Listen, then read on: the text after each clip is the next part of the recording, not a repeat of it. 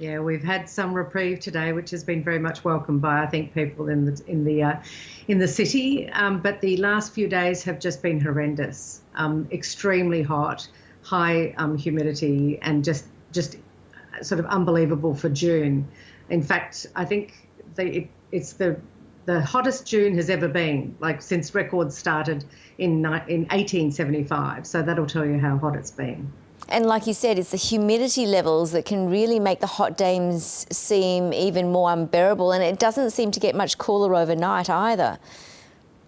No, the temperatures haven't been going down in the evening, that's for sure, but tonight was just glorious. So I went out on my bike and had a look around, and it felt so different to be outside really without being so hot. But, you know, of course, at the moment, the fear tomorrow, of course, is that we have a typhoon coming, and there's the rainy season is coming back where we'd sort of had that declared over. So the weather patterns are certainly very strange and giving the government a lot to deal with the energy supply, that's for sure. What measures are people and companies taking to try to avoid the heat while also trying not to overload the power grid? Well, you know, it's a double whammy really, because it's not just, of course, the heat wave, but it's the concern about ongoing supply given Ukraine and Russia and the changes that have taken place in terms of the supply of natural gas from Russia.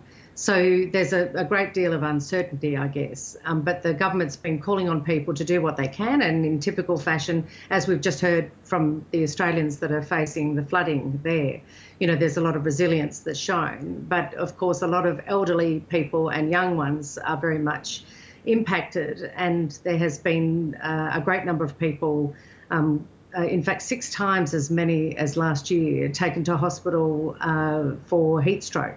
So the government's saying be careful, but don't turn the air conditioners completely off, because of course then you'll be prone to problems. So it's a difficult time for everybody, I think. And what are the public views on restarting more of Japan's nuclear power plants and relying less on imported fuel? Well, Japan is, as people have always described, sort of resource poor in many cases, you know, in terms of natural resources, and has to rely on overseas supply, or, you know, imported supply, as you say. But about 6% of the energy supply is nuclear.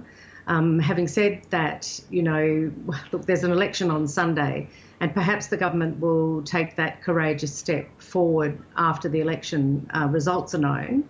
But at the moment, there's obviously a lot of concern about nuclear based on what Japan went through in 2011 in Fukushima. So it's a tricky balance that the government has to manage, I guess. But I would suspect, and I'm certainly not an expert in this field, but I think the government will have to take some steps to bringing some of those decommissioned reactors back online fairly soon. What has the government said about addressing energy concerns and the concerns of the public throughout this heatwave? Well, the Prime Minister's been very mindful of the elderly, of course. As I said, you know, they're very much prone to heat stroke.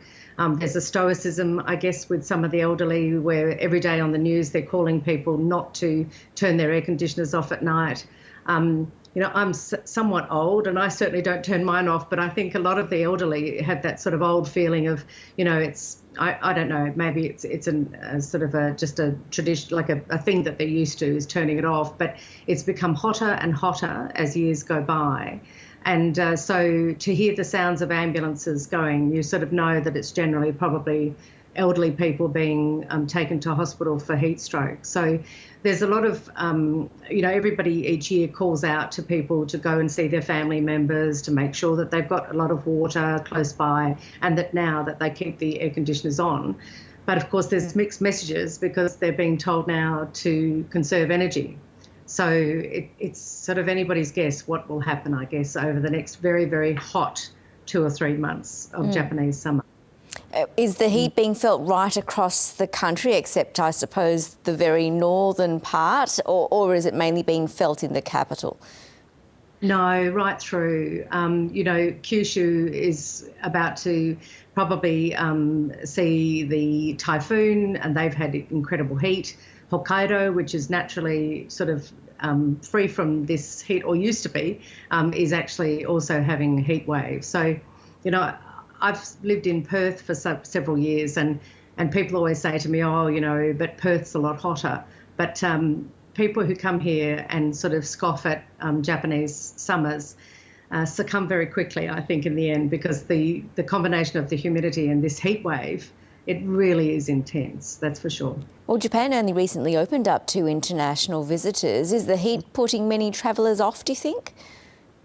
Well, I think the restrictions are putting tourists off at this stage, because it's only very sort of it's a small group of individual tour packages and the like that people are allowed to participate in. Business visas are somewhat easier to access, but we still haven't got that flow of tourists coming back.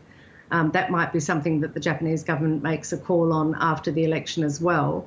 But it would be certainly very difficult to be a tourist in Japan during the heat wave, that's for sure. Although I know there are many people who are dying to come back. Yeah.